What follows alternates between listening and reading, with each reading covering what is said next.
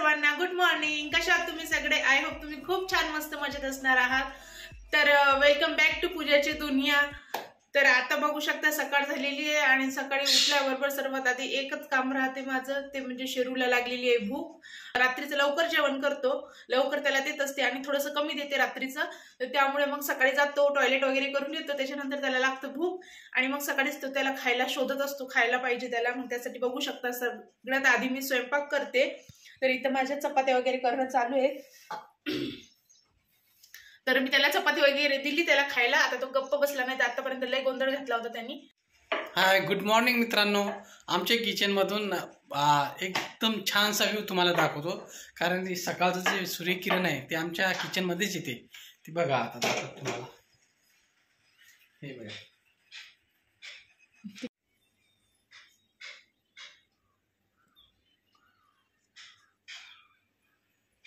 असं खाली ग्रीन दिसणार, मग सकाळचं सूर्यकिरण असं आपल्याला दिसणार.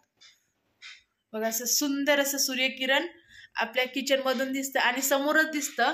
छान अशी हिरवळ आणि सकाळ सकाळचे कोवळे सूर्यकिरण. आणखीन काय पाहिजे नाही का? सकाळ सकाळी मन प्रसन्न होऊन जातं. सकाळी सकाळी आमच्या चेहऱ्यावर सूर्यकिरण पडतो आणि तेही कोवळं पडतो, कारण की शरीराला कोवळं होण्याची गरज असते आणि त्याच्यापासून डी विटॅमिन मिळतो. आणि डी विटॅमिनमुळे जर आपल्या शरीराला भेटलं तर आपल्याला गोळी किंवा बाहेरचं मेडिकल घ्यायची आवश्यकता नाही आहे. जर नाही जर शहरामध्ये जर कोणाला डी विटॅमिन जर सकाळचं ऊन नाही घेतलं आलं तर डॉक्टर गोळी लिहून देऊ शकतो. तिचं नाव आहे स्टँडर्ड रेजिमेंट. ही गोळी देऊ शकतात. ती गोळी न घेण्याची आवश्यकता जर असत तर सकाळच्या किरणाची आपल्याला खूप आवश्यकता असते आणि ते एकदम चांगलं असतं. आणि ते इथं आल्यानंतर आम्हाला कळालं. आम्ही आधी राहत होतो तिथं सूर्यकिरण पडायचे, पण कसं 12च्या नंतर सकाळ सकाळचं सूर्यकिरण आमच्या गॅलरीमध्ये यायचंच नाही. 12च्या नंतर ऊन यायचं आणि 12च्या नंतर ऊन मध्ये आपण बसूच शकत नाही, कारण एवढं ऊन तापतं. पण सकाळ सकाळचं जे 7 वाजतापासून ते 10 वाजेपर्यंतचं जे ऊन असतं ते कोवळं असतं, तर त्याच्यामध्ये आपण ते सहन करू शकतो, तर त्याच्यामध्ये आपण बसू शकतो. तर इथं आल्यापासून आम्ही असं घर बांधलंय की किचन मध्ये सरळ आमच्या सूर्यकिरण किचन मध्ये येतात आमच्या चेहऱ्यावर. आणि जेव्हा मी सकाळ सकाळी किचन मध्ये येते मला बिलकुल थंडी वगैरे वाजत नाही, कारण की सूर्यकिरण सरळ बघू शकता आमच्या चेहऱ्यावरतीच आहे सूर्यकिरण. तर सकाळी सकाळी आम्हाला ते डी विटॅमिन इथं आल्यापासून भरपूर मिळत आहे. आणि बाहेर गेलं तरी पण सगळीकडं ऊनच पडलेलं असतं अंगणामध्ये सुद्धा. तर इथं बघू शकता मी सकाळचा तुम्हाला आमच्या किचन मधला व्ह्यू तुम्हाला दाखवते. तर बघा, तर इथे बघू शकता तुम्ही छान अशी आपल्या बाहेर हिरवळ आहे, म्हणजे शेती आहे. आणि इथं तुम्ही बघू शकता हा सूर्य आहे. आणि सकाळ सकाळी आमच्या किचनमध्ये आम्हाला नमस्कार आम्ही किचन मधूनच करतो सूर्याला.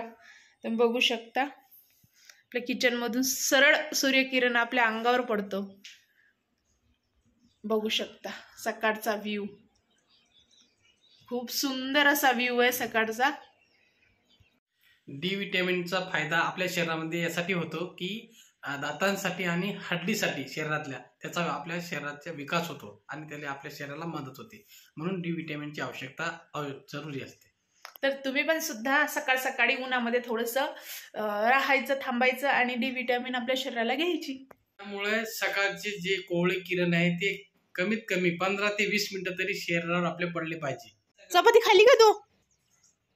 चपाती खाल्ली शेरू? हाय कर सर्वांना, सर्वांना हाय कर. Hi everyone. चल आपलं मिट्टू कुठे? अशी अशी अशी अशी अशी अशी करते बरं, नाही म्हणत. बघा बघा शेरूच्या शेपटीला अजिबात काही म्हणायचं नाही. अशी शेरू शेपटी अशी अशी अशी करते. शेरू शेपटी अशी अशी अशी करते. चपाती खाली चपाती. हा, शेरूची शेपटी कशी करते? शेरू शेपटी अशी अशी अशी अशी चालूच राहते सकाळी, त्याला लागते. शेरू काय म्हणतो तुझ्या शेपटीला? शेपटी अशी अशी अशी अशी अशी अशी चालू राहते. चिड येते त्याला. सो गाईज, माझं स्वयंपाक वगैरे सगळं झालेलं आहे. आता मी लावलेलं आहे गिझर आणि आता मी मस्त फ्रेशपैकी आंघोळ वगैरे करते. तोपर्यंत मी घरातलं झाडू वगैरे मारून घेते, गाद्या वगैरे नीट करते, बेड वगैरे नीट करून घेते. तर चला, भेटते तुम्हाला थोड्या वेळात. मी कामं आवरत बसले आणि तेवढ्या वेळामध्ये शेरूनी मस्त मोक्याचा फायदा घेतला आणि पळाला रोडकडे. रोड खूप वाहतो, त्याच्यामुळे भीती वाटते, तर त्याला आणायला गेले. त्याच्या गळ्यात चेन टाकली आणि त्याला ओढत ताडत चालवलं आता मी घरी. थोडंसं त्याला मोकळं सोडलं की जाते रोडच्या इकडे पडत. एवढा त्रास देते ना दिवसभर, खूप त्रास देते.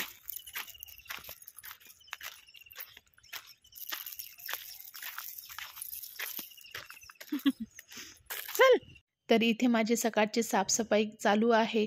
जेवढं घर क्लीन ठेवलं तेवढं घरामध्ये करमतंसुद्धा आणि घर प्रसन्नसुद्धा वाटतं, मनही प्रसन्न होतं. वेळच्या वेळेला जर आपण घर साफ करत राहिलो तर कामही आपलं जास्त वाढत नाही आणि घरही घाण दिसत नाही. नवीन घराचा टूर देखील मी लवकरात लवकर घेऊन येणार आहे. तर कोणाकोणाला माझं घर बघायचं आहे कमेंटमध्ये नक्की सांगा. सो गाईज, आंघोळी वगैरे झालेल्या आहेत. आता धुवायच्यात मला कपडे. मिठूची आंघोळ बाकी आहे. भरपूर सगळे कामं आहेत. टाकी भरायची आहे, बोर लावायची आहे, झाडाला पाणी द्यायचं आहे. वैतागले. खूप सारे काम आहेत यार. शिट. अहो किती करायचे काम, इथं आलं तेव्हापासून संपतच नाही आहेत काम.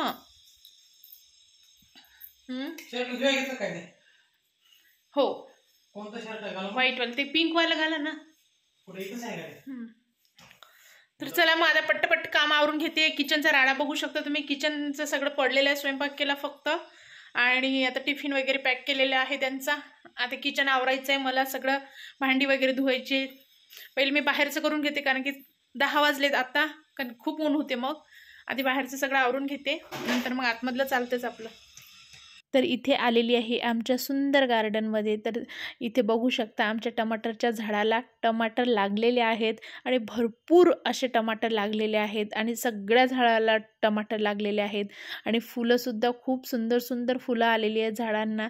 आणि आता खूप सुंदर असं आमचं गार्डन दिसत आहे. तर स्पेशली गार्डनचा देखील मी एक टूर तुमच्यासाठी व्हिडिओ घेऊन येते लवकरात लवकर. तर खूप बघा तुम्ही, खूप सुंदर असे टमाटर आहेत. नागपुरी बोरा एवढे आत्ता टमाटर झालेले आहेत. तर इथे मला कपडे धुवायचे आहेत. तर कपडे मी बाहेरच धुते, कधी मशीन लावते, कधी बाहेर धुते. तर ड्रम पूर्ण खाली झालेला आहे, त्यासाठी मी पाईप टाकला. बोर लावायची आहे आणि भरपूर असे कामं आता पडलेले आहेत. उन्हाच्या आत बाहेरची कामं झाले की म्हणजे टेन्शन राहत नाही. तर इथे मी आता पटकन असे कपडे धुवून घेते. हाय गाईज, कपडे वगैरे माझे झालेले आहेत धुवून. बघा दोरी भर कपडे धुतलेत. आणि आत्ता लावली होती मी मोटर वर टाकीत पाणी सोडायला, पण लाईट गेली. थोडंसं चालली आहे, लाईट गेली. तिथले बॅलर वगैरे मी भरून ठेवलेले आहेत. आणि मिठूची पण आंघोळ झालेली आहे. मिठू, ए मिठू, मिठू बाबू, पप्पी घे ग मम्माची. शेरू, शेरू. काही ना काही मस्ती अशी चालूच राहते. आणि मी इथं बसलेली असली की त्याची आणखीन काही ना काही चालूच राहतं माझ्यासोबत. इकडून कपडे ओढल, तिकडून हे करल. काल मी ड्रेस घातला होता, त्यांनी 3-4 जागी फाडलाय ड्रेस माझा. दात त्याचे एवढे छोटे छोटे आहेत ना, तांदळासारखे अनिदार दात आहेत त्याचे. तर 2-3 ठिकाणी माझा ड्रेस त्यांनी फाडलाय पकडून पकडून. आणि चालते कसं, लहान मुलगा असं कपडे पकडून आपले चालते, तर तसं मागं मागं मागं मग माझे ड्रेस पकडतो आणि मागं मागं मागं मागं येतो. तसं चालतच नाही मागं मागं. ड्रेस पकडल्याशिवाय तो येतच नाही मागं. म्हणजे ड्रेस पकडूनच मागं मागं मागं मागं फिरतो माझ्या. आणि आता इथं बसू नाही, छानपैकी दिवसभर झाडाखाली बसतो. मस्त पाणी वगैरे मारून देते मी त्याला आणि मस्त बसतो मग. आणि आता बघा तो मस्ती. याची ना दात पाडून आणायचे आहेत. बघा याचे दात, याचे दात एवढे अनिदार आहेत ना, याचे दात पाडून आणायचे आहेत. पाडायचे का तुझे दात? ओ गो बाई. सकाळी गेला होता पार रोडपर्यंत आणि तिथं रोडवर जाऊन येणाऱ्या जाणाऱ्यांना भुकतो. चला मग मी कामं घेते आवरून पटकन. तर इथे बघू शकता तुम्ही झाडाखाली पाणी वगैरे मारत आहे शेरूला बसण्यासाठी.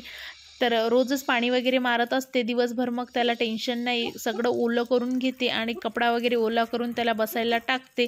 तर दिवसभर ते झाडाखाली झोपत असतो शेरू. आणि त्याचं जे बाऊल आहे खाण्याचं, तर त्याच्यामध्ये पाणी वगैरे भरून ठेवते मी.